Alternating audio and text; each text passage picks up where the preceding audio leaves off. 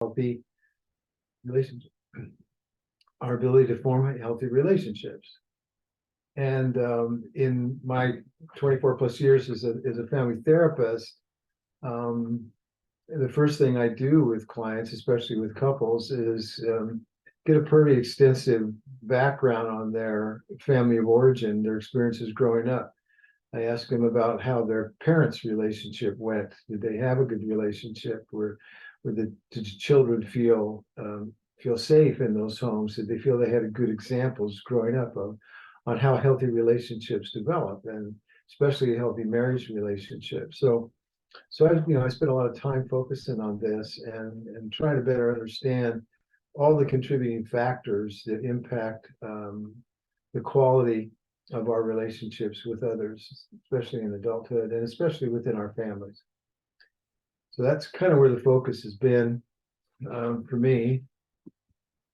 And I wrote a book called Shine Brighter, and I use the sun, the moon, and the stars as metaphors for the choices we make, the kind of people we want to be in our lives. That's from 1 Corinthians chapter 15. It's also from Doctrine and Covenants, section 76. So it talks about the 3 degrees of glory, and they use the sun, the moon, and stars as metaphors to compare the different levels of light and glory and all of that. In the wilderness program I worked for the Anasazi Foundation for several years as the clinical director there. So the youth that came to the program would spend at least 6 weeks living very primitively out in nature. And so we were always looking for part of their experience in the natural world as a teaching tool to help them understand as they're growing up. Those teenage years are critically important to their development and their ability to form healthy relationships in the future. So it was a really good place to be able to talk about some of that stuff out in nature, because they're constantly surrounded by it. And I can explain that in a little bit more detail if you'd like. But we know all I had to do is I could sit down on a mountaintop with a teenager who's angry and resentful towards his parents and not getting along well with people at school, and kind of being rebellious and dropping out of society, and just talk to him and say, you're not here for us to tell you how to live your life. You're here to help. We're here to help you figure out what your options are, and there are 3. You get to decide whether you want to be a sun person, a moon person, or a star person. And so that would usually pique their interest. What are you talking about? And I'd say, well, if we were sitting out in a sunny afternoon, I'd just say, look up. What do you see? I see the sun. Okay, so what? Well, what does it do? Well, the sun provides light. Okay, very important. Yeah. Provides heat. It provides nutrition. We get vitamin D from sunlight. We also need it for plants to grow, so we have food to eat. We need it for photosynthesis, so we have oxygen to breathe. Life couldn't exist on this planet without the sun. And the sun uses its power, its gravitational influence, to create a beneficial relationship with the Earth. The Earth's orbit is just the right distance from the sun for life to develop and thrive on this planet. If the sun got bored and let us drift further out into space, everything would freeze and none of us would survive. If it got a little too angry and controlling and pulled us in a little too close, everything would burn up. So the sun exists to serve the Earth, not the other way around. And so when I ask these kids about this, and I tell them, they're sun people are the same way. They're just like the sun. They provide light in the form of knowledge, wisdom, life experience. They provide warmth in the form of compassion and love. And they provide nutrition in the form of service to the bodies, the minds, and the spirits of all those around them. And they use their power, their influence, their wealth, their education, their positions of prominence and leadership in the world to guide other people's paths in life towards something productive, something good. So sun people live to serve, providing light, warmth, nutrition, and positive influence and guidance in the lives of others. I had a conversation once with a 17-year-old boy from Beverly Hills. Grew up in a very affluent family, very rich. Father was a successful doctor, I believe, and mom was totally Hollywood. Rodeo Drive. She hung out with all her Hollywood friends. Life was all about hair and makeup and plastic surgery and all that. And he rejected all of that. And they couldn't understand why any intelligent 17-year-old boy would not appreciate the advantages of a Beverly Hills lifestyle. So they sent him to the wilderness. So hopefully he would develop an appreciation for the good life back in Beverly Hills.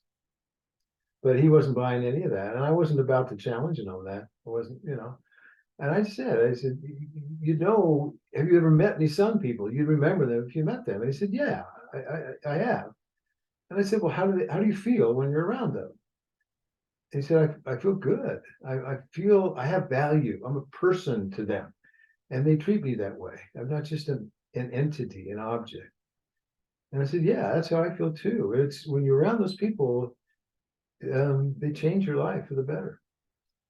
And I said, what about the moon? What do we know about the moon? Well, it doesn't produce its own light, just what's reflected from the sun. And that means the moon is always half in the light and half in the dark. One side will always face the sun, one side will always face the darkness. And then every now and then, when there's a full moon in the night sky, something will happen. That full moon will suddenly start to shrink and get smaller and smaller and smaller until it's totally blocked out and the moon is totally in the dark. And then gradually it begins to relight again until it's a full moon again. The whole process only takes a couple hours the most. And I asked him if he knew what caused that. And he said, yeah, it's a lunar eclipse. The Earth's orbit brings it, here's the sun, here's the moon. The Earth's orbit brings it right between the two, and it blocks the light of the sun from reaching the moon. And I just smiled at him. I said, isn't that amazing? We have a regular reminder up in the night sky of what happens when we let the world get in the way. When the world gets in the way, it blocks the light of the sun from reaching the moon. So moon people have that problem. Their lives are part in the light and part in the dark, part good, part evil, part truth, part error. And the more they let the world get in the way, the more it blocks the light of the sun from reaching them and puts their lives deeper and deeper into the darkness. So because of that, moon people, they don't really care about other people so much unless they're bringing something of value to them. They're really self-focused. They are all into the earthly things, right? They let the world get in the way. So their focus is on money and success and popularity and entertainment and all that stuff, all the stuff we leave behind when we die. It's temporal, which means it doesn't last. And so I asked that kid, I said, do you know any moon people? And he laughed. And he said, yeah, I live with them. And he was probably right. And I asked him, how do you feel when you're around those kind of people? And he paused for a second. And he said, I feel insignificant. I don't have value. If I don't bring something of value to them, they don't care about me. And I thought, yeah, he knows that. He knows that feeling. And he wasn't happy about it. And I said, what about stars? How much light do we get from one star? Hardly any. Any warmth? No, they're too far away. So star people are the same way. What little light they have, what little warmth they may possess, they don't value, so they don't have any to share with other people. Star people like the darkness. They're like vampires. They suck the light out of other people. So what they're all about is power. They want power over others, to control them, to use them however they choose. So they don't really provide anything of value to the people around them. If anything, like I said, they suck the life out of people around them, like a black hole in space. And I asked that kid, you ever been around any star people? And he said, yeah, you don't want to be around those people. They will hurt you. And I said, yeah, I know. I've been around some of those people.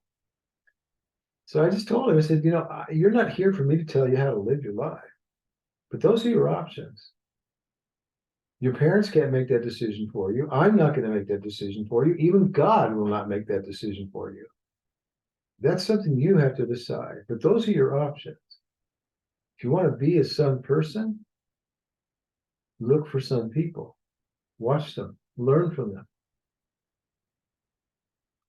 If we choose to be a son person, we will be prepared to be a son spouse. If we're a son spouse, those experiences will prepare us to be a son parent. And when we become a son parent, those experiences will prepare us to become a son citizen in the community in which we live, in the world. So each grows, develops upon another. So with that in mind, that's part of what I wanted to talk about, was how we make the decisions, and how we create an environment in which we can really see what the advantages are of becoming a son person. But if we didn't grow up in a family where we had examples of what son people look like, we're going to struggle with those qualities. We're going to struggle to develop those qualities in ourselves, and we won't have them to bring to our relationships with others.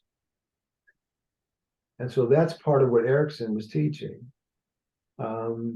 If you can share that slide, Grant, then we can talk about that. Yeah. But what I wanted to maybe do first, if we could, Fred, is we don't have to have everybody talk, but if maybe 2 or 3 of us could just kind of go around and say maybe what we're hoping to get out of this, or like why, what brings us to this, to be able to do that. I'll start. I'm Grant, and really, honestly, my journey like this started 2016, when I was getting a divorce for my first wife and trying to figure out, like, after that, I just read a ton of books and really just tried to dig in and say, okay, how can I not repeat this? And how can I be healthier, and have healthier relationships? And even with reading a ton of books and like I've found a lot of good information, it's still difficult to put it into practice. It's still super, super hard. So I'm hoping to glean a little bit of new information, or hear it in a different way, have it looked at in a different perspective that maybe can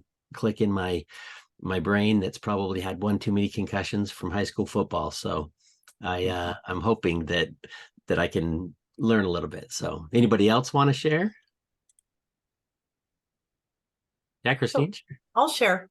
So I really wanted to do this because after hearing Dr. Dodini talk, we had him out for a fireside.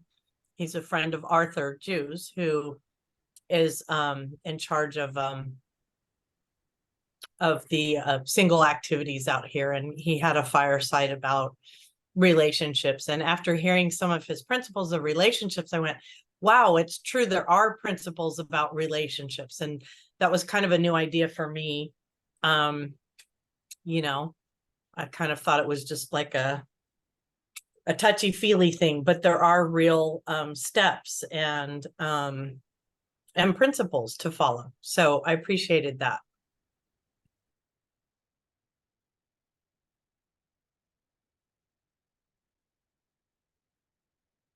Awesome. Anybody else? You can raise your hand or virtually, or just start talking, unmute and start talking if you want to. I was going to say, Grant, I'm doing the same thing you are. It's like I've done a lot of book reading, and I'm in a different situation. I'm a widow, but I still want to make sure I'm improving myself so that if I find somebody, I can be available for them too. But I want to make sure I'm still improving upon myself so that I don't make any mistakes either. So yeah. Awesome. Cool. Cool. Great. Anybody else? Anything else? I'll say something real quick. I've heard the sun, moon, star analogy before, and I'm anxious to hear like what an actual conversation between 2 sun people sounds like. Because I think we all think that we're sun people, and we don't know, because we're only us. We've only had our own experience, and so sometimes it's hard to know where you are on that scale.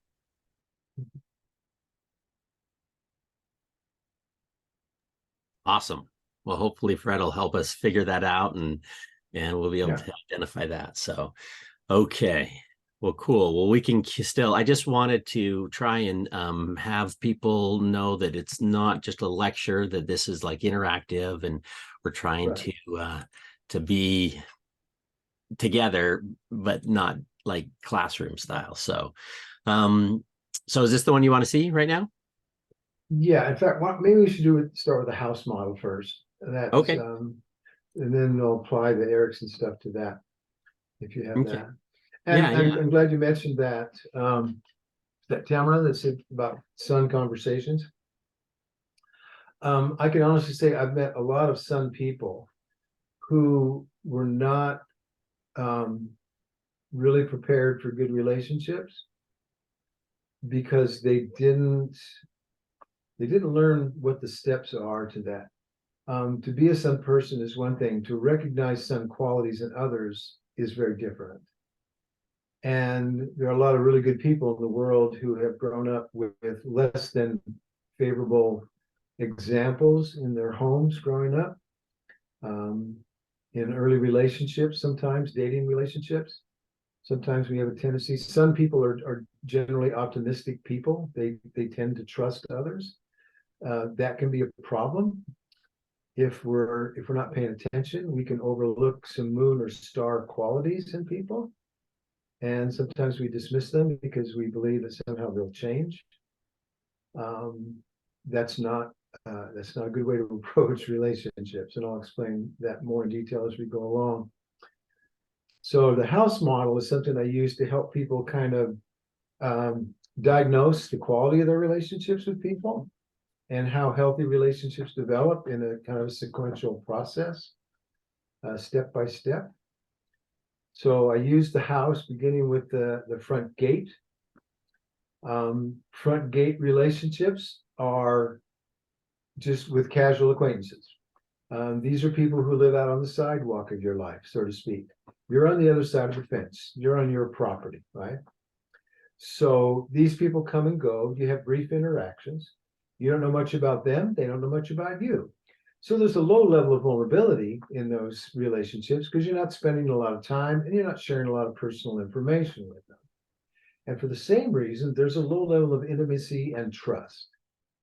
So those are two essential components of all relationships. You have vulnerability on one side, and you have intimacy and trust on the other. And the two work together. And I'll explain that as we go along. So as he's got there, the front gate, typical, casual relationships, like teller at your bank, grocery store clerks you interact with on a regular basis, neighbors that you occasionally speak to, you may wave to each other, as you pass through the neighborhood.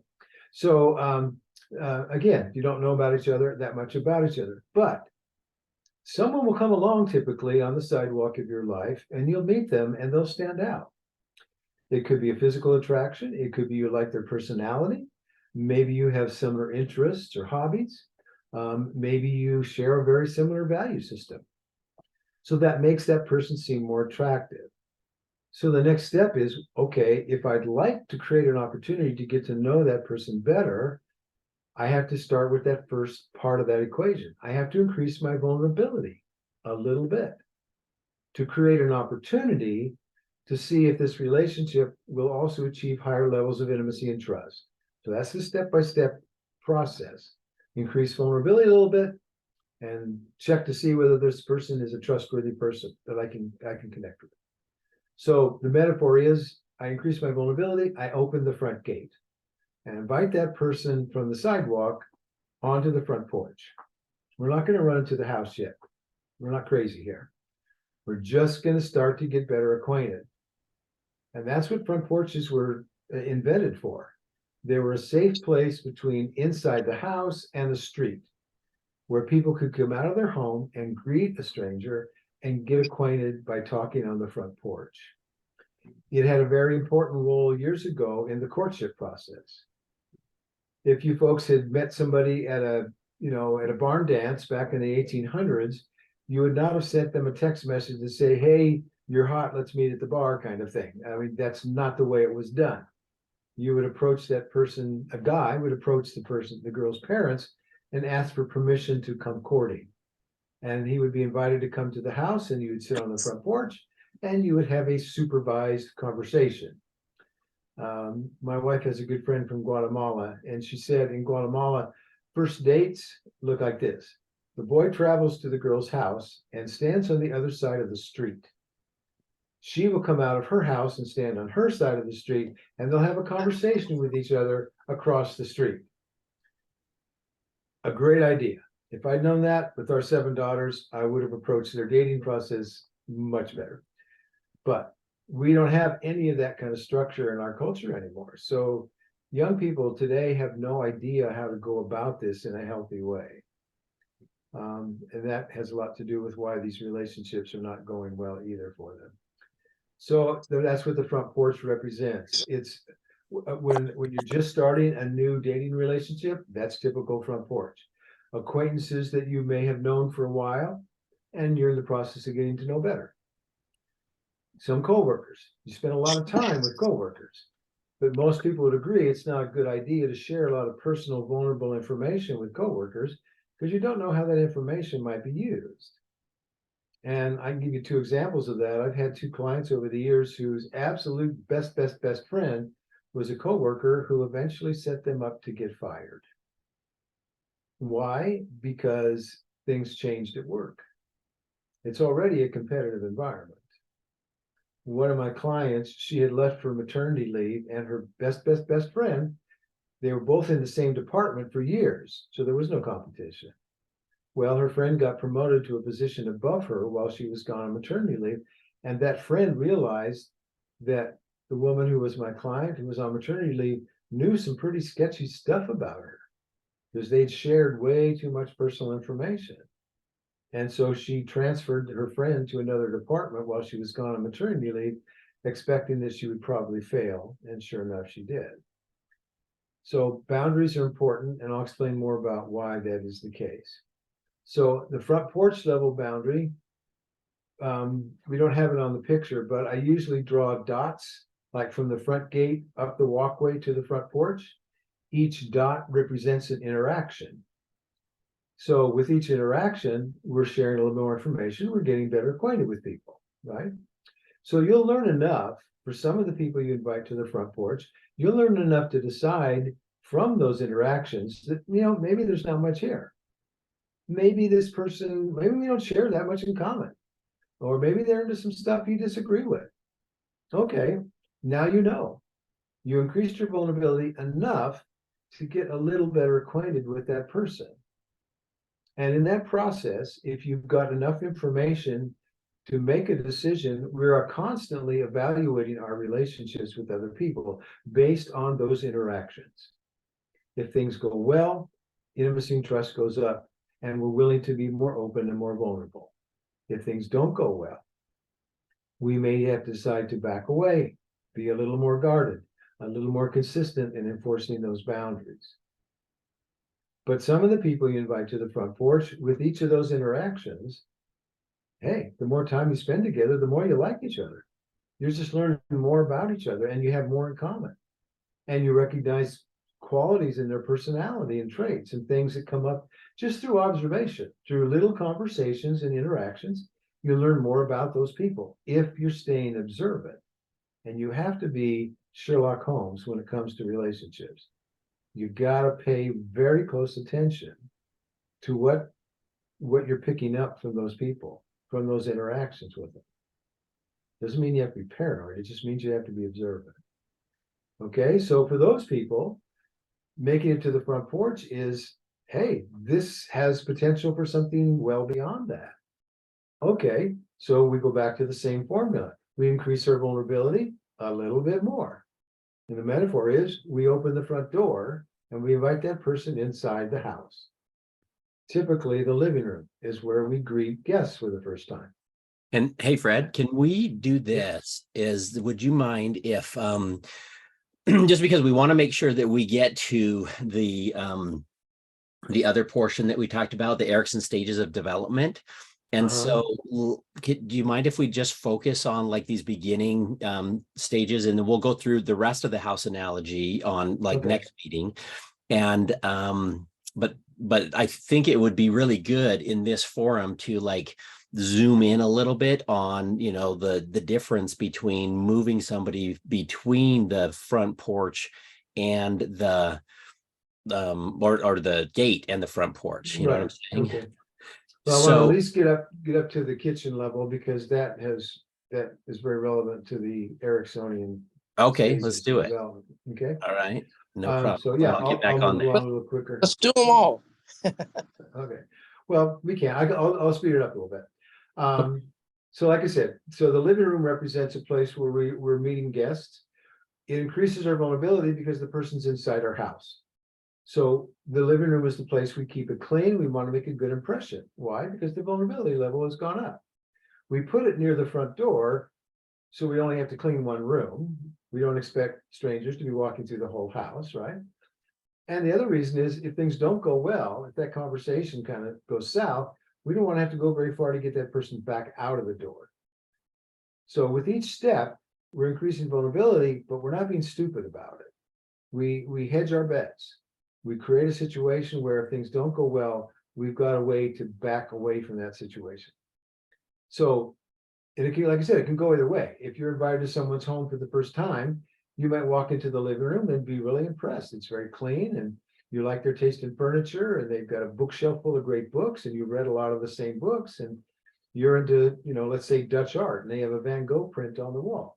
There's a lot of information that you'll pick up in just a few minutes. So if you like what you see, you'll return the favor. You'll increase your vulnerability, right? You'll invite them back to your house, so to speak. What if it doesn't go that way? You step into the living room and the first thing you see was, you guys remember that lime green shag carpet that was popular back in the 60s? Yeah, and there was a bright orange one, I still remember. Yeah, these people still have it. But theirs looks like it hasn't been cleaned since the Nixon administration, so it's in pretty rough shape. Sofa, it's kind of hard to tell what color it started out to be because there's been so many things spilled on it. There's no bookshelf because they don't do a lot of reading, but there's a life-size velvet Elvis painting on the wall with accent lights over Elvis's head. It gives him that nice halo effect that we all like so much. Doesn't make them bad people per se, but you might decide you don't share a lot in common. Okay, so living to level people are fine. We can have lots of people at those lower levels in our life, but they're just not lifelong bosom buddy material. And that's okay. If that's where they fit into our lives, that's okay. So we can be around those people, but we don't share a lot of personal information. Living room level conversations are pretty mundane. Some of the people that don't make it past our living room often turn out to be family members. Why? Because you've had a lot of interaction with family members. And I bet most of you could pick out someone in your either immediate or extended family that you don't really trust with a lot of personal information.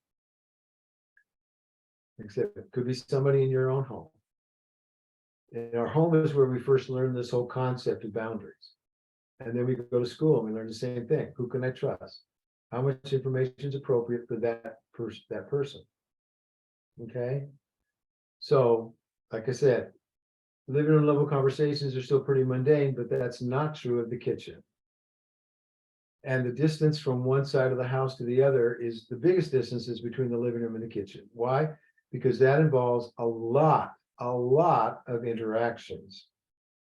Kitchen level people are really close, trusted family members and long-term friends.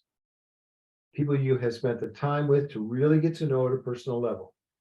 And somewhere along that line, somewhere on that dotted line from the front gate to the front porch to the living room to the kitchen, something's going to go wrong.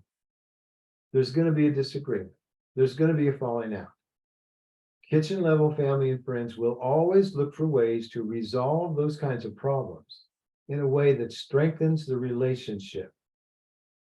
Self-interest is not the motivating factor for kitchen level family and friends.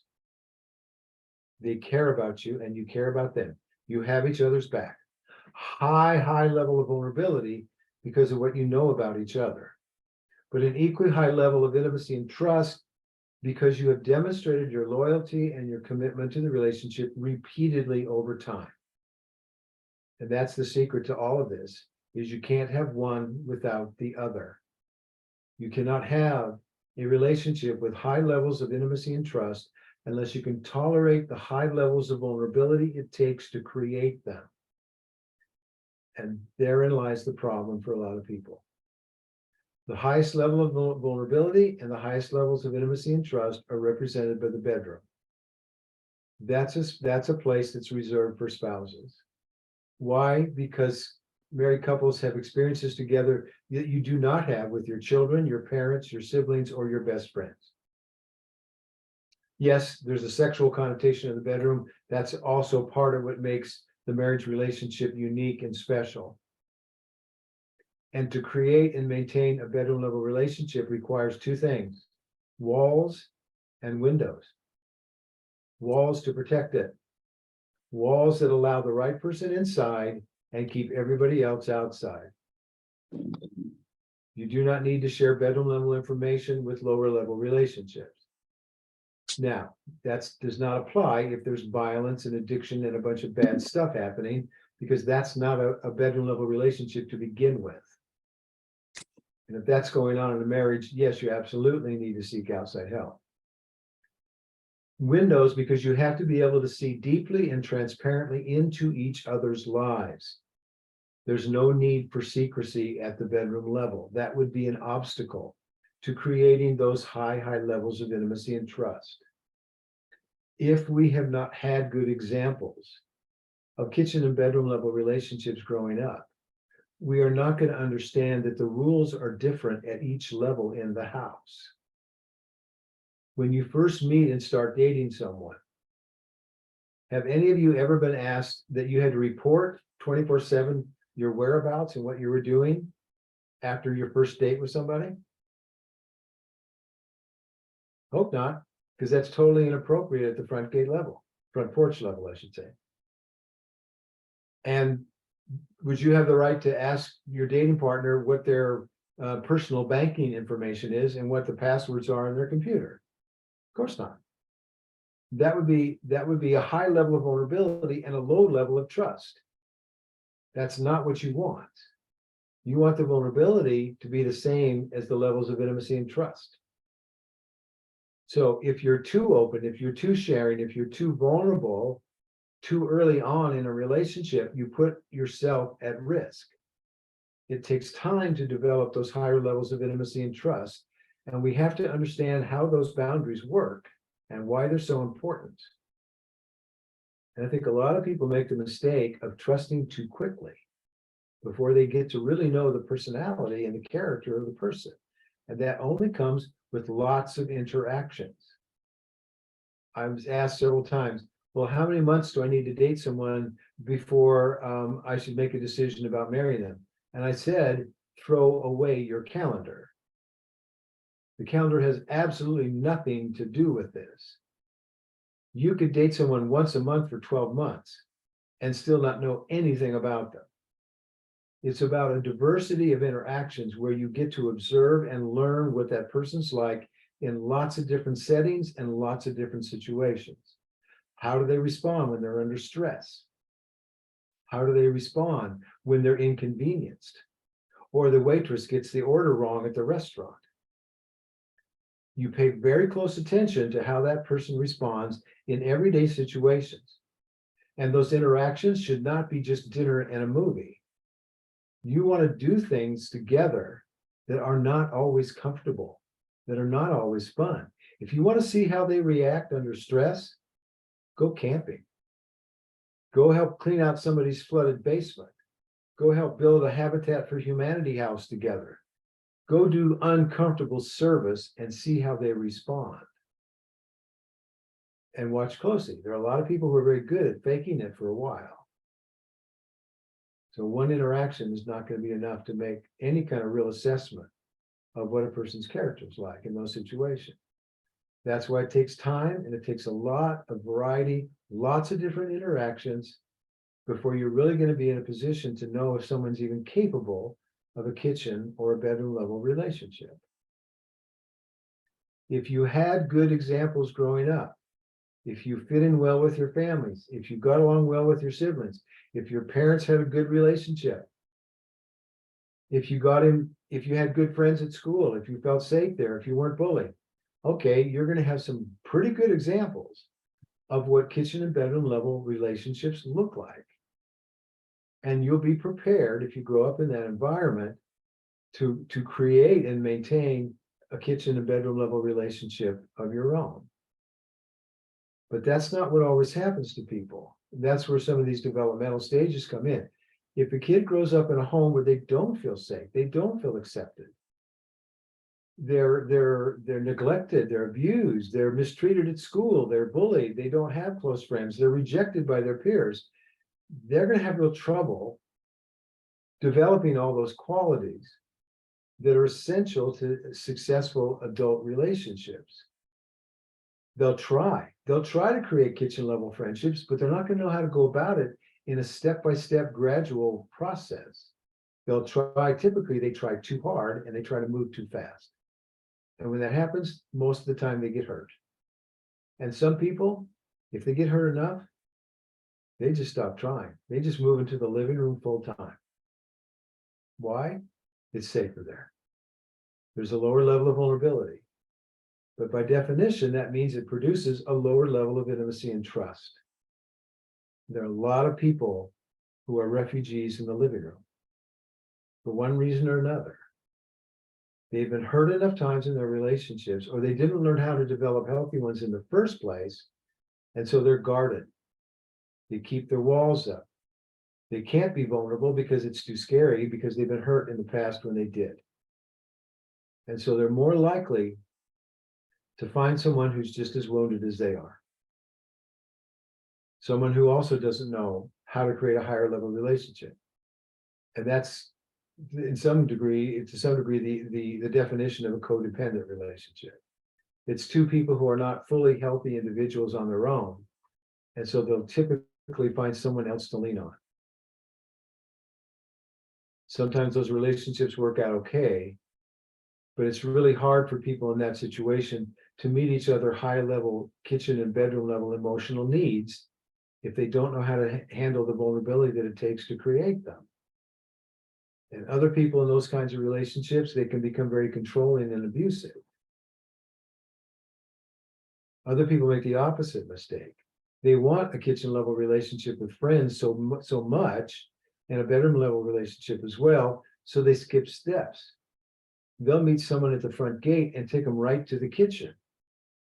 Sometimes in the first conversation, practically, they'll open up and share way too much personal information to someone they don't know, and they shouldn't be trusting. There's no history there. There's no interactions to know if that person will respect your privacy and not misuse that information. But people who are so hungry for that kind of acceptance and validation will invest too much too quickly. And you've met them. I'm sure you've met them. You have a conversation, they start telling you their whole life history. Some of it's pretty personal stuff. And what are they expecting you to do in return? The same thing. They're looking for people with no boundaries because they have none. And to them, it seems like they've just found their soulmate. I saw this one time. People met at a party. They talked all night long. They had so much in common. They literally walked together on the beach the next morning and thought they were soulmates. And they known each other for 6 hours.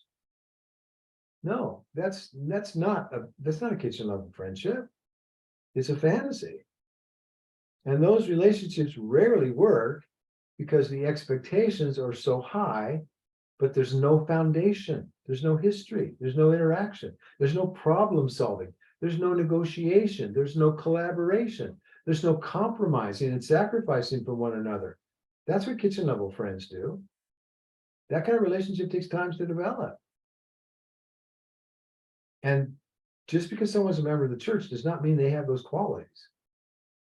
So don't be naive about that. And the reason those relationships typically fail, like I said, is because the expectations are so high. We'll be disappointed if all of a sudden something happens and there's conflict, and it kind of bursts that bubble of having that pretend kitchen level relationship with someone that you really don't. And those people are really, really easy targets for people who can manipulate them and take advantage of them. All they have to do is love bomb them, and they'll get anything they want. Because that person is so hungry for that kind of acceptance and love and validation, they don't see the danger signs. Hey Fred, do you Yeah. mind if if we have like people are willing and not like too in detail and not too long, but if this Sure. has happened to anybody and don't like delve into your entire life story huge, but maybe even just from No. the sidewalk to the front porch, or maybe you invited somebody into the living room a little too early. Does anybody have any of those Sure. funny stories they can tell in 60 seconds? I got a quick one. Sure. Um, so about, I don't know, 10 or 11 years ago, I was at a young single adult party, and I think it was speed dating. I can't remember. And I was kind of old as far as young single adults were concerned. I was like 29 or 30, and we were having dessert at a restaurant. And this one girl at the end of the table kept getting these texts, and I'm like, is somebody bothering you? And she's like, well, this one guy, he wouldn't leave me alone at the party, and I gave him my phone number and he won't leave me alone. And I'm like, do you want me to pretend I'm your mom and tell him to leave you alone? And she's like, no, it's okay. But I offered. Yeah. Well, yeah, that's a classic example of someone who struggles with boundaries. They can't say no. They don't want to be rude. And she was Well, young. She was like 19 and I was like 30. So I could have, if she wanted me to, Oh, I yeah. would have, but she said no. Yeah. And so that's, you have to be confident enough to say no to people who would violate your boundaries. Mm-hmm. And that's one of the first red flags. When someone doesn't respect your boundaries and is not willing to take the time to really get to know you and let you get to know them. They want to rush things. Huge Kristen red flag. has a story she wants to tell us. Yeah, mine's a little more, mine is most recent, I would say. I had a guy who just from probably within 24 hours, knowing that he lost both of his parents, within the next day, he's like, I love you. I really do. You're so beautiful. And I would like to start a relationship with you. I'm like, I have no, this is that first off, no, I don't have those feelings at all. I still need to get to know you.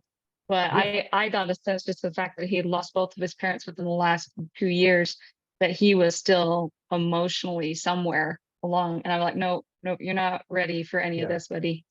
So Yeah. And sometimes you have to be pretty assertive with those people. And I've had lots of people say, well, one of my daughters went through a really nasty divorce. And when she decided she was ready to start dating, and I think she posted on a couple of LDS websites, and she was deluged with phone calls. I saw your picture. We're soulmates. We're meant to be together. I love you. And it's she's pretty straightforward at times. And no, you're not. You don't know me, and so you don't love me. So and she's been dating a really nice guy, and they're taking it real slowly. So I see somebody has their hand up. Yeah, tell us your name, the Divila. Hi, sorry, I'm not so good at this technology. But anyways, I know how Doctor he was saying about when people start telling you about what did you have for lunch? Something similar to me happened to me a couple of months ago too. I went out to dinner with somebody, and then the next day it's like, good morning. And then a couple hours, did you have lunch? What did you have for lunch? And I was like, oh my gosh. So for me, it was like, I was like, this is like too much. And also it's like, he's not respecting that I'm at work, I cannot be texting like personal stuff. I have work to do. So anyway, so I just related to that, what he said earlier. Well, yeah, and that's, like I said, that's one of the huge red flags, is people who they want to rush into a relationship, and it puts a lot of pressure on you when you're getting that kind of attention. You don't want to be rude, but sometimes you have to be real direct with these people and say, and again, that's the kind of person I would probably be reluctant to even go out on a first date with, because they've already told you what their personality is like. They're impulsive, they're driven, and they could be just as easily distracted They don't have any depth to their personality or their character yet. If they're that intrusive into your life, or making even the suggestion that somehow they love you just, based on even a first conversation. So, you have to keep your sense of humor. You have to be pretty good at deflecting too much attention from these people. They see it as rejection. Well, the reason they do is because they've never understood what healthy relationships take. And they've been through a lot of rejection in their lives, probably previously.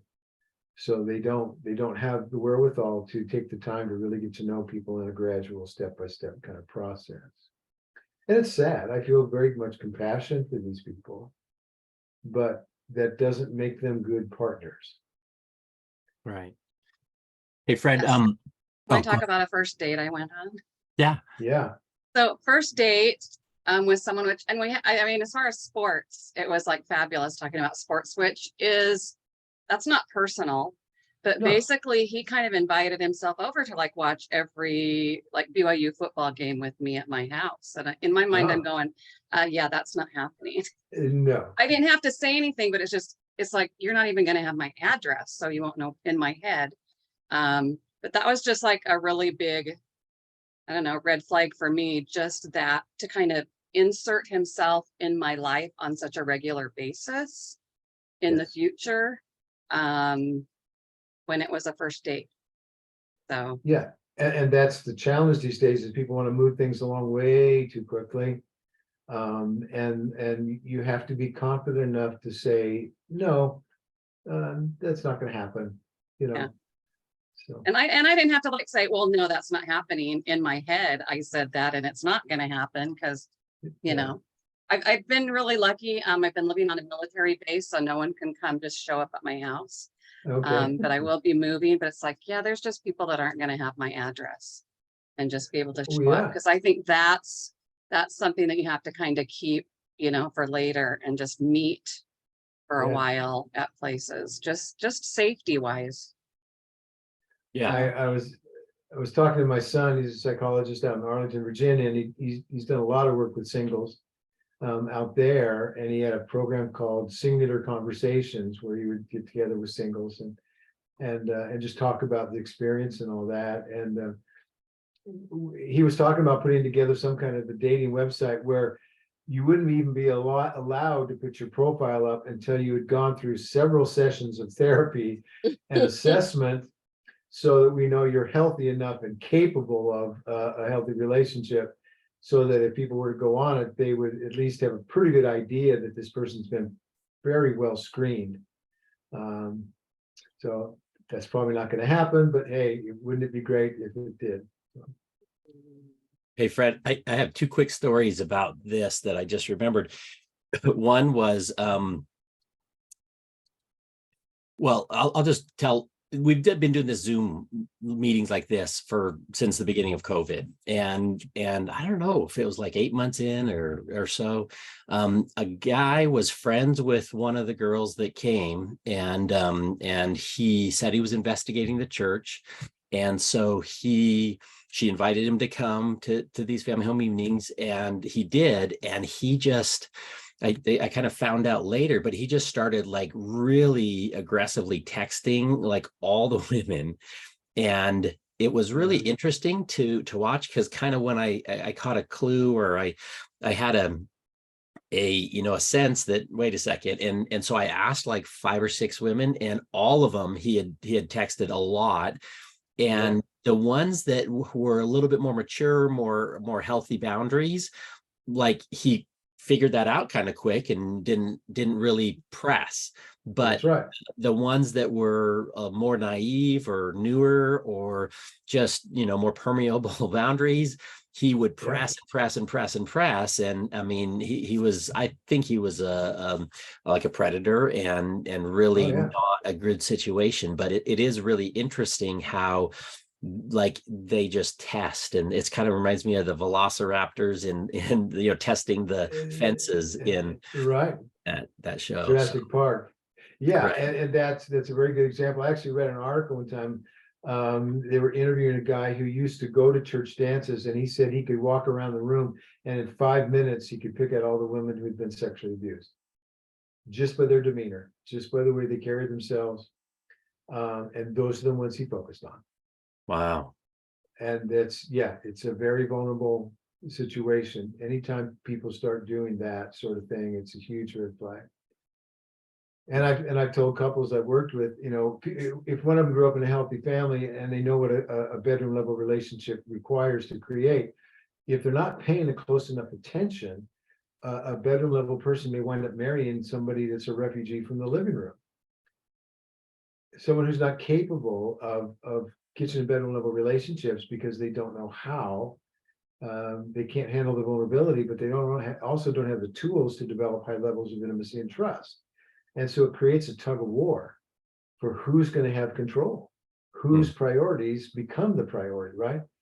And typically it's the living room level person who has more control because they don't have to do anything. They don't have to change. They just sit in the living room. And if that bedroom level person acquiesces and goes down and accepts a living room level relationship, that means neither one of them are going to have those higher level emotional needs met in that relationship. And that turns to isolation and loneliness and conflict and infidelity and all kinds of other stuff when people are trapped in a lower level relationship. So yeah, again, just another reason to take your time to really get to know people so you don't commit to something before you know really what you're dealing with. The Erickson stages, if you want to pull those up, what he talks about is that there's 8 developmental stages we go through from birth to death, and each of these stages represents a development in our psychosocial development, and each preceding step leads into the next. They all build on each other. Okay. And so it's really important that we develop certain qualities at each of one of these stages. There's something he calls a challenge at each stage. And as we face the challenge, if we resolve it effectively, we develop that good psychosocial personality trait. If we don't successfully deal with that challenge, then we wind up with something else. And that's not good. Let me go through some of those. Okay. So, let's see.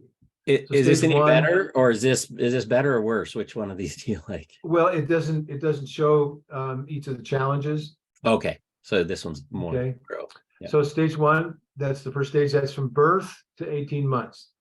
So what's the challenge? The conflict, right? Is trust versus mistrust. So think about it. A newborn baby from birth to 18 months is 100% dependent on their caregivers. If the caregiver is there consistently and in a nurturing way, if they smile, they laugh, they interact, they have positive emotional exchanges with the baby, and they're fed, they're changed, their physical needs are taken care of, that child is going to feel like the world's a safe place. Because that's the question. Can I trust the people around me? And if they develop that trust, great, that prepares them for the next developmental stage. What happens if they're not? What happens if the care is inconsistent? If they're neglected, they're not fed or changed on a regular basis, or the interactions there's no emotional connection at all. There was a study done years ago of children. This was, who were, what do you call it? My vocabulary. is Children starting to were dry. abused or Orphan. abandoned? No, they're orphan. Yes, thank you. Orphan. And orphanages in these, third world or behind Iron Curtain countries after World War II, because so many of the parents had died. Well, there were so many of these kids and so few staff, they would just go along, they'd change their diaper, they'd prop up a bottle to feed them, and they'd walk on. They didn't ever pick these kids up. Neglected. Yeah. So their physical needs were met, but their emotional needs were not. And what they found with these kids later on, they developed significant attachment problems because there was no physical positive interaction.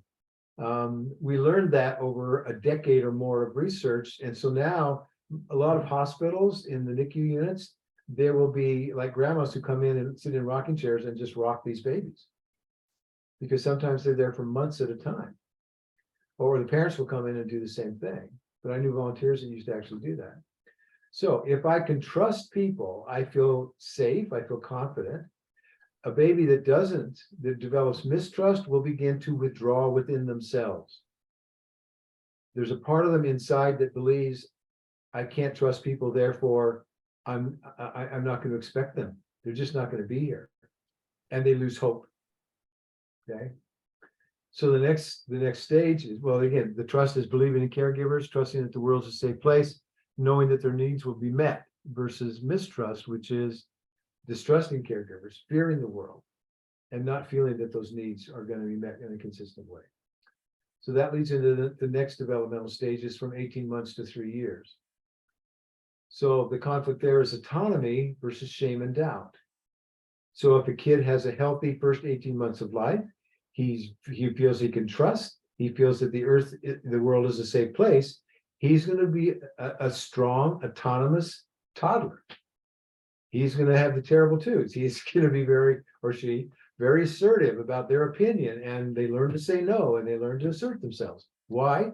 Because they feel like they're autonomous individual human beings, and they have a will. A child who's filled with mistrust won't do that. They'll be filled with shame and doubt, right? They'll be afraid to explore the world. They'll withdraw emotionally. They'll curl up. They won't interact. You see those kids when they're in a group of other kids their same age, 2 and 3 year olds, the ones that have not done well in that early developmental stages, they play by themselves. Okay, we They have don't a interact. raised hand. I'm sorry, I didn't want to interrupt. Oh, okay, go ahead. Cynthia?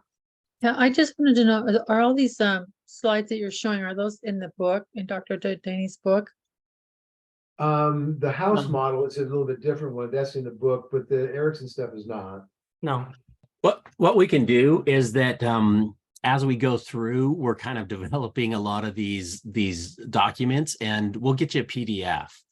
Okay. So You can search this too. It's just Erickson's development. right. Oh, It's okay. psychosocial. It's it's online. It's all the psychologists look at the stages of development. There are different models, different authors of development. Okay, I just never heard that Erickson model term before. Yeah. Yeah, It's pretty at the common end in of- psychology. All At right, the thank end of you so this much. one, there should be a listing for the web address. It's the Well Mind, very Well Mind. I like theirs because they give a little bit broader explanation of all this stuff. So yeah, that'll be at the bottom of the page when we get I'll there. put that in the chat. Very well mind. Okay. Okay. So, and so at that age, the child is trying to decide, can I do things for myself?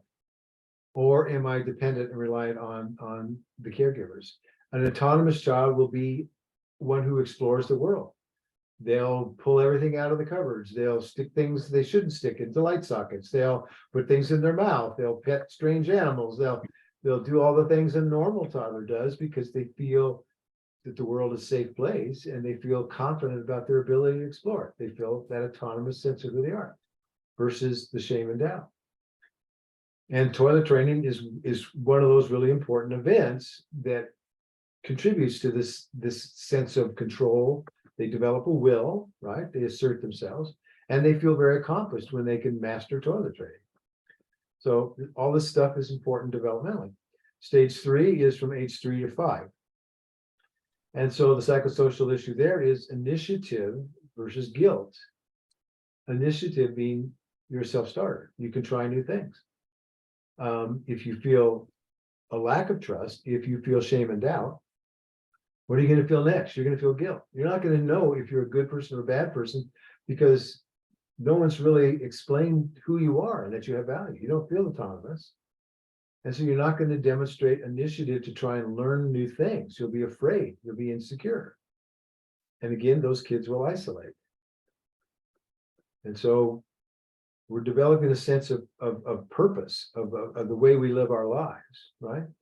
And it's through the experiences of exploration and play with others that we develop that sense of initiative, okay? So as I said, each of these stages prepares for the next. They're all linked together. Now, you can do fine in some stages and not well in others. That leaves a psychosocial emotional gap in your life in that area. So just because one stage was bad doesn't mean all of them will be. But if a kid's in a bad environment, that has a tendency to impact all of these developmental stages. So age 6 to 11, we're starting school, right?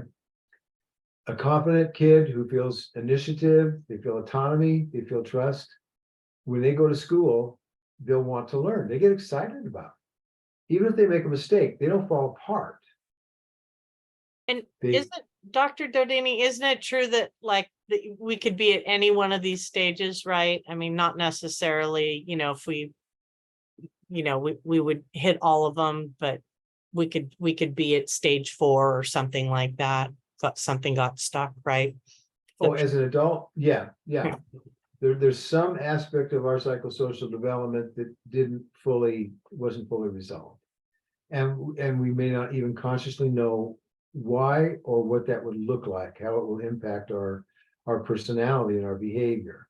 But you'll see it, even in adults. So from 6 to 11, industry means, like I said, you're gonna be excited about new opportunities to learn. If you haven't done well in those early stages, you develop a sense of inferiority.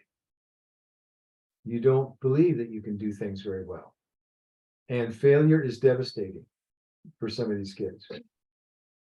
I had a kid one time I was working with, I think he was in 6th or 7th grade. He was about 12. When he was 5 years old, he wanted to learn to ride a bicycle because all his friends did. So his parents got him a bicycle with training wheels. And they explained to him the training wheels will help keep you up so you won't fall over until you learn how to be confident in riding the bicycle. So he was fine with that. So he's learning, he's getting pretty good at riding the bicycle. And at some point, his dad said, we're going to have to take these training wheels off at some point because, your friends might make fun of you or whatever. And once you're good at this, you don't necessarily need them. So that day came and he took off the training wheels. His son got on the bike and took off, and his dad was running alongside them. Well, eventually the kid's going too fast and dad couldn't keep up. So he stopped. The kid went a little further, looked around, saw his dad wasn't with him, panicked, and dumped the bike. He never touched it again. This is 7 years later. And I sat with him in that room and said, really? Your friends have been riding bikes for years, so they can go a lot further. And he just had his arms folded, and as far as he was concerned, it's never going to happen. I am never, ever, ever going to touch that bike again. Well, it wasn't just that. He was the same way in school. If he didn't learn things quickly and easily, he just gave up. He was flunking everything, and he didn't care. It made absolutely no difference to him because he was not going to try. And that was his way of feeling strength and feeling confidence in himself, because he could say no and nobody else could force him to do otherwise. That's not the kind of personality trait you want to develop in a child, because they'll turn out the same way as an adult. So yeah, so they don't have confidence in their ability. And those school year relationships have a lot to do with this. When a kid gets to be about 12, they enter probably the second most important developmental stage of our lives. It's called the identity formation stage. That's when we're hitting puberty. That's when we're deciding what our psychosocial identity is. That's where so many kids are struggling right now, because we have opened Pandora's box and told these kids they can choose any identity they want to. So to be different, they're choosing sometimes the most bizarre, pansexual, non-binary, crabtree rig-zag, just to be different, just to establish some sense of identity. If they've been healthy up to that point, they don't have that problem. They're comfortable with who they are. They feel autonomous. Yeah, you're going through puberty. For girls, sexuality is a little more fluid an experience for women than it is for men, because women develop these really strong emotional attachments with other girls in, like junior high and high school. And so the whole sexual drive thing is not really kicked in for them nearly as much as it does for a teenage boy. And so that can be a very difficult time identity-wise for teenagers, but especially for girls. So if you don't, and that's when you're defining your moral value system too. Healthy kids will look at what they've been taught by their parents and at school and at church and what they see in the world around them. And they'll select the values that they believe are going to produce good outcomes for them, and that honor whatever their family traditions may be, if it's a healthy family tradition. If you don't have that, you have role confusion. You don't know what your values are. Everything is relative. You'll try everything and anything under the sun, and more often than not, you're gonna get hurt in the process. And those are the kids who don't fit in, and you can pick them out at school. All you gotta do is walk down the halls in school, you'll see them. They're the ones with the piercings, the studs, the tattoos, the weird haircuts, the different colors. They're trying desperately to establish some kind of an identity, but they're not doing it in a healthy way. Yes, will all those kids grow out of that? Hopefully, but some of them struggle throughout their lives. So that's when they begin to decide whether they can even form a healthy attachment relationship. That's when they learn about the importance of fidelity. That's why teenage relationships don't last more than a couple weeks on average, because they have no concept of what that means. And they're not in a period of their life where they should. They shouldn't be pairing up and dating exclusively with one person. They don't have the capacity to maintain that kind of relationship, and they shouldn't expect to. They should be wanting to learn about people's personalities and characters and date a lot of different people. That doesn't go over well with some peer groups. I had some of my girls, when they came home from school, in tears because their friends were calling them players because they dated more than one guy. And I just said to them, well, you tell them why. We want you to get acquainted with lots of different boys so you can begin to recognize personality traits and qualities and character. And there's no way in the world you want to pair up with one kid at 16. It's fraught with problems. So from age 19 or so and beyond, and the same thing with our identity, that goes well beyond just the age of 18. It goes throughout our life. Now we're looking at the psychosocial issue. There is intimacy versus isolation. If we've done well in all of those developmental stages that lead up to this one, we're entering a time in our life we're capable of, and we're prepared to form intimate bonded relationships. And we'll go about it in a healthy, step-by-step, gradual process. We'll be good with boundaries, and we won't isolate. The kids who have not done well in one or more of those other developmental stages will typically have trouble fitting in. They'll feel odd. They'll be, in some cases, they'll be teased, bullied, and rejected.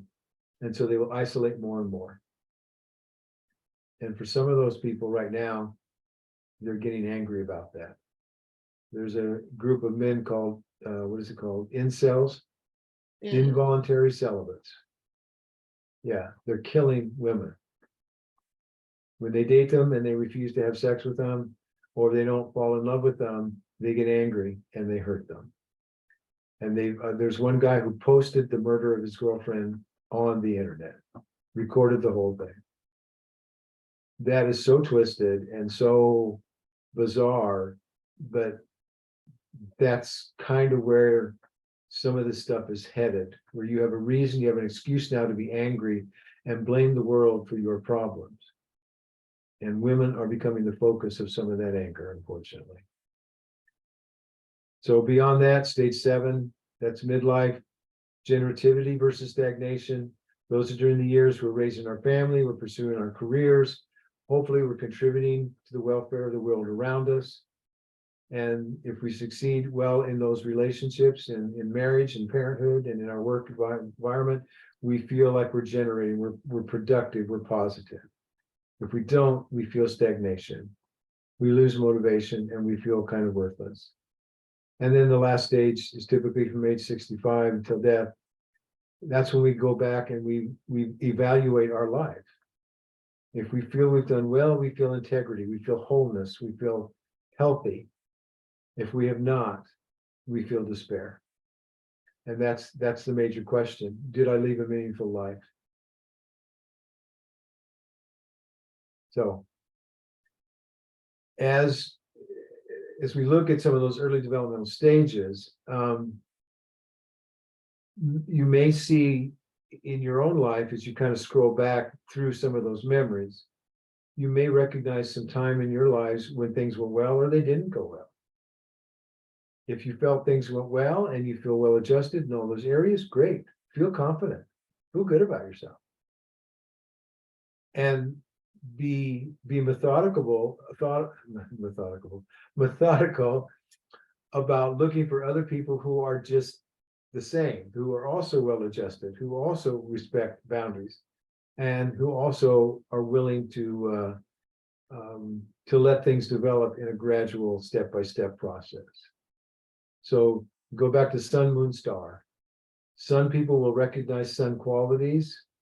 If they have had difficulties in their life growing up, they may have some of these psychosocial challenges that will make it harder for them to recognize sun qualities in other people if they didn't have great examples of it and experiences growing up. And in today's world, people are getting pretty good at faking this stuff.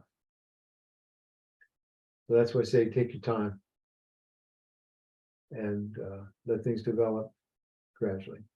Thoughts, questions, experiences you guys want to share?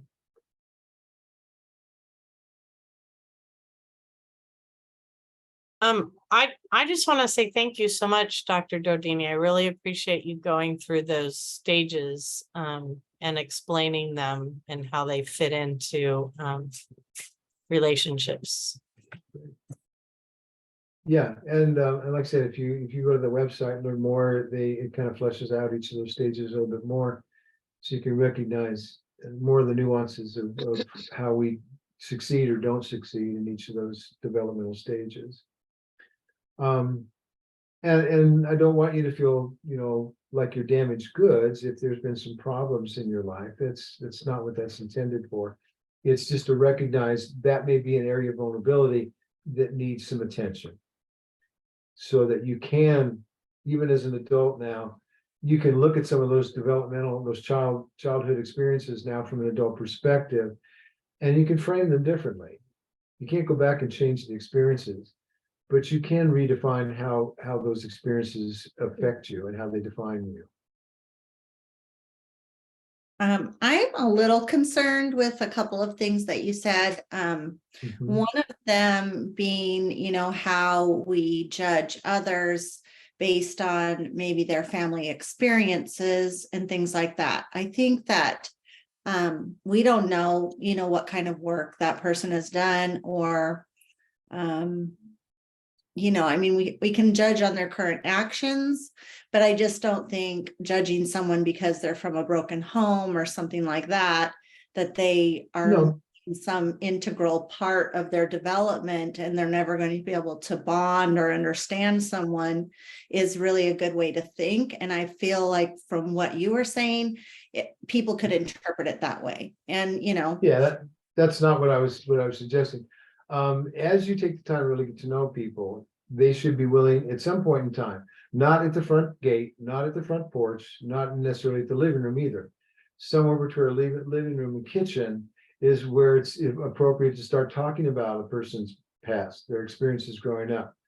The fact that they've had some bad experiences does not necessarily mean that they're totally broken. Because I've met lots of people who grew up in miserable experiences and they've turned out to be really great human beings. Because right. they recognize. I think that's an important distinction to make, because I do feel growing up in the church, I had a single mom. She was very troubled, but she also was very attentive to me, very there for me emotionally. And I mean, not to brag, but I thought I was pretty great. Yeah, she made me feel like I was pretty great. So even though she had a lot of issues and, there was no father in the home or whatever, I felt very judged by people from church because, everybody's taught to look for, you're marrying the person's family as well as the person. So They're looking for this perfect family, the perfect Mormon family, and I did not have that. And that basically, just removed me as an option from many people's, dating world, I mean, so I just think it's important to be looking at people for who they are and not judging them for their family history or things like that.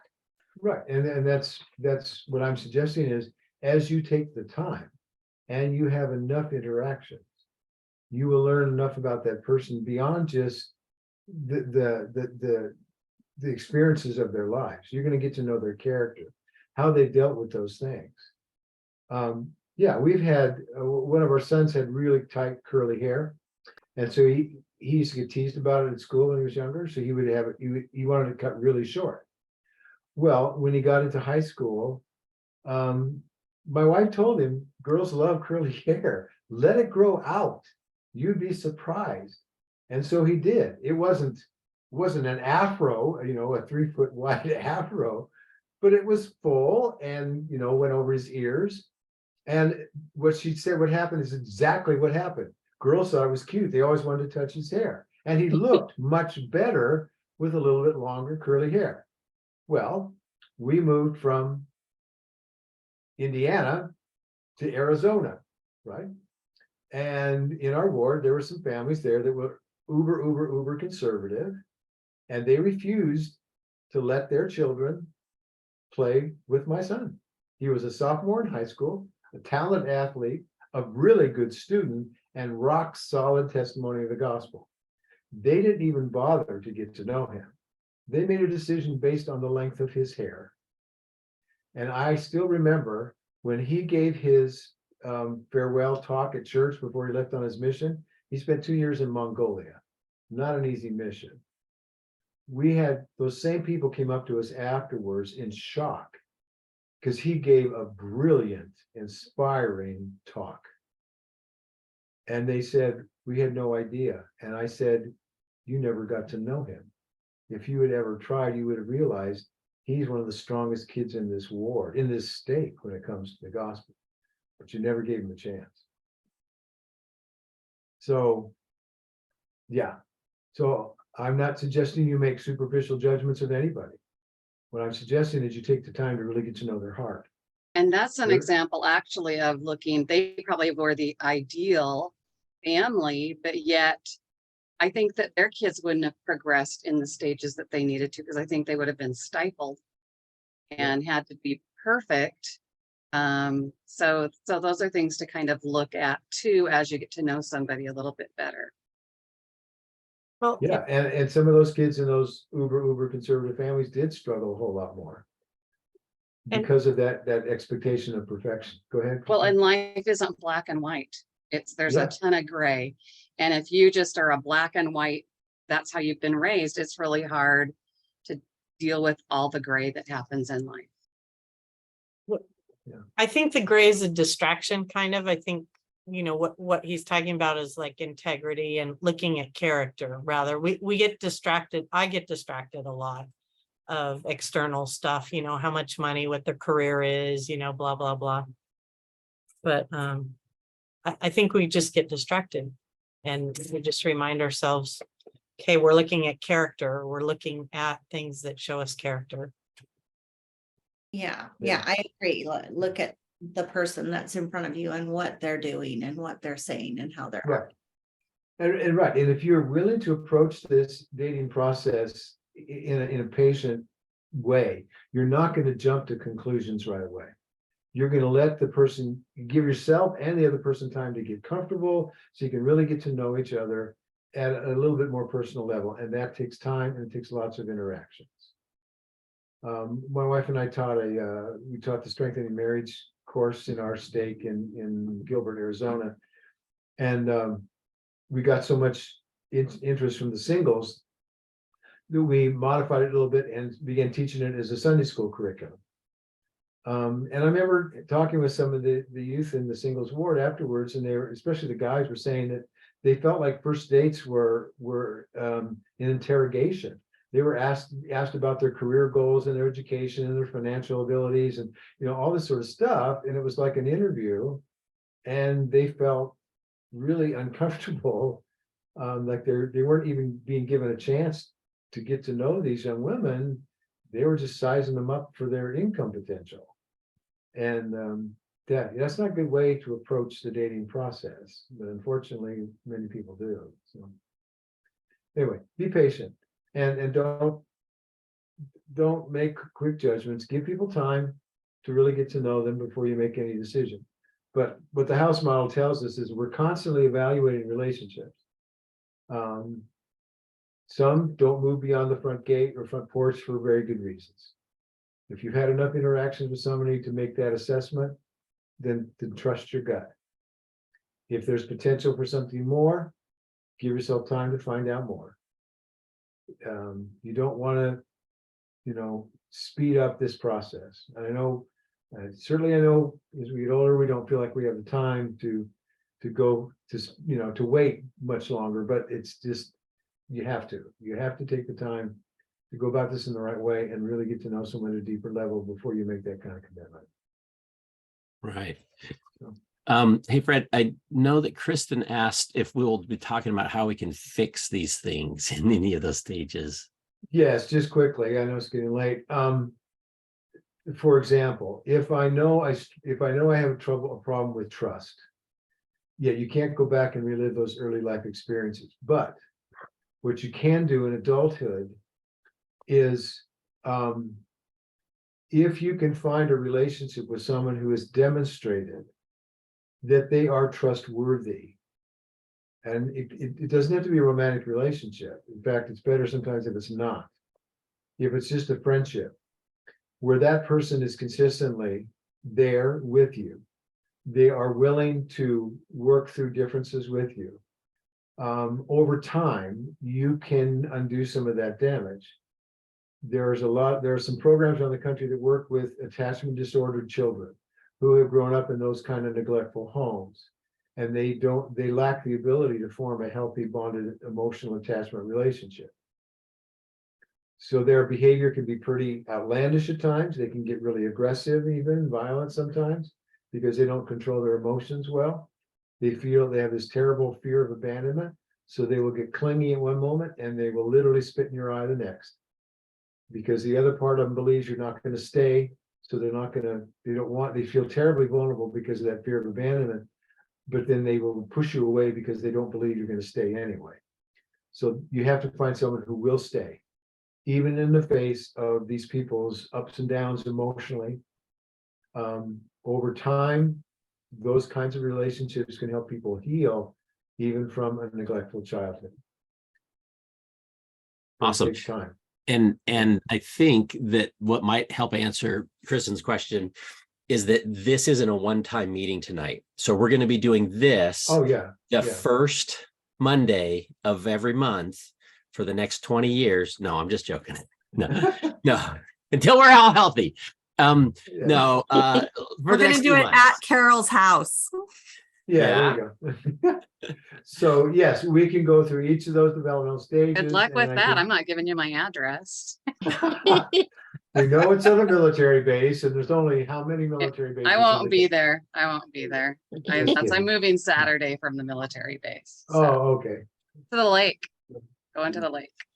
Going to the lake. Okay. So yeah, put that on your calendar. So the first Yeah. Monday of every month, we're just going to have this type of discussion. That's why we went pretty slow and in depth, and he has a lot more to cover, and we're going to get a lot more in depth and hear what his principles are to fixing these issues and trying to go back and recreate what we didn't get in our childhood and things like that. Yeah, and I didn't want to make it sound like the worst case scenario that those people have no ability to bond. Like everything, there's a continuum between very mild and very severe when it comes to this. And there are people who really are kind of broken for life sometimes, because of really, really tragic abuse and neglect that they experienced growing up.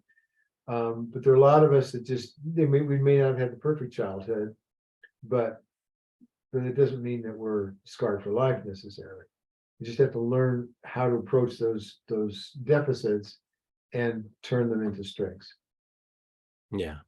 And let me just say one more thing real quick about, like, when we were discussing about, people that are a little bit broken or less desirable. I think that we all fall in that category. And in fact, a couple of years ago, I was reading the book Facing Codependence, and it was Pia Melody. I don't know if anybody knows her, but I came across this one little paragraph in the very beginning that just kind of rocked my world. It says, in my work with patients at the Meadows, which I think is like a halfway recovery house, I had come to know that the term abuse is much broader than most people think. It includes more than just the overt physical beatings, injuries, and sexual incest or molestation we commonly associate with the term. Abuse also takes emotional, intellectual, and spiritual forms. In fact, when I talk about abuse, I now include any experience in childhood, birth to age 17, that is less than nurturing. In my lectures, I often use dysfunctional and less than nurturing interchangeably with abuse. And the reason I'm bringing that up now is because I think we all like fall under there. Us, my children, like everybody. I don't know anybody that didn't have less than nurturing experiences growing up, right? Not 100%, but yeah. Right. Carol, you're saying that you are the unicorn that did? Okay. Well, you're okay. the vaccine family. So I heard that trauma or traumatic experience can't really be defined anymore. So it's based on a subjectiveness of how you're feeling. I mean, along those same lines. To some degree, yeah. And that's So the actually growing up DSM with a dad who passed away when I was 8, but I still feel like I had a really blessed upbringing. I had grandparents who loved me, just lots of extended family in the picture. So maybe, yeah, and I'm not saying I'm perfect and that I'm really good in every relationship by any means, but when I know what other people, when I learn what other people have gone through, and Grant knows my family, Yeah. so. Well, and our personalities are a combination of nature and nurture. A certain amount of our personalities are genetic and passed on from generation to generation, and others are, a lot of it is influenced by the environment we grow up in. So we can't always definitively define exactly what did or didn't go wrong sometimes in our life and how it's affected our personality development, because it's not quite that black and white. Right. So we need to wrap it up, but we'll continue this conversation, and it'll be a good one. Let me just also say next week is another Married Monday. So if you guys want to tune in, so we're doing different things with the Zoom rooms, and like make sure to click on the next for this meeting. Don't come back to this Zoom room. We'll put the link in the advertisement for next month's, and then the next week's meeting is at the normal one. If you guys have come to it, if you haven't, you can go to ldssingleszoom.com. So LDS singles is plural, zoom.com will take you. And if you just come at 7, and that's where we interview a married couple. I'm not sure which one we're interviewing next week, but we usually have a lot of fun doing that. And then in 2 weeks, Julie, who is on this call, and she's gonna maybe show her video and just say hi, is going to be presenting, and so that'll be super fun. Julie is a life coach and is probably either not paying attention or just being shy, but she will be here in 2 weeks. Yeah. So we probably I'm should not wrap camera it up, ready. though. We've got it's almost 9:00, so we've been Yep. on here 2 hours. great. Right, All great. right, well, thanks. Thanks, Fred. I hope it was helpful. I look forward to continuing the conversation. Awesome. All right. Appreciate it. And we're recording it, so if you miss one of these weeks, we can get it to you. Okay. Sounds good. All right. Thanks a lot, Fred. Thank you. Night. Bye. All right. Bye. Thanks, everyone. Good night. Right.